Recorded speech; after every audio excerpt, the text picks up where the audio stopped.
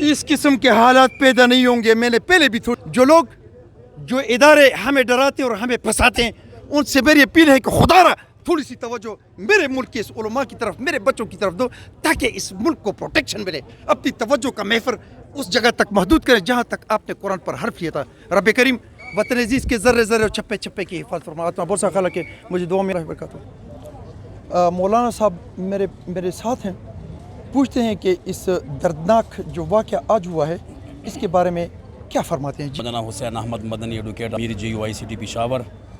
اصل میں آج جمعیت علماء اسلام باجوڑ کے زیر اہتمام جمعیت کا ورکرز کنونشن جو ہے وہ اپنے پورے جوش اور جذبے کے ساتھ وہ منعقد پذیر تھا.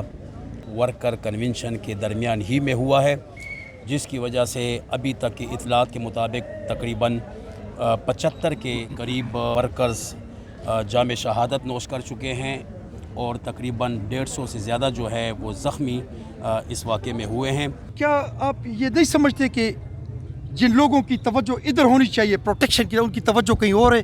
دیکھیں جی, ہم یہ کہتے ہیں اس ملک کے اندر ادارے موجود ہیں, ہر ادارے کی اپنی کانسٹیچوئنسی ہے, ان کے اپنی لیمٹس ہے, ان کے اپنی حدود ہے.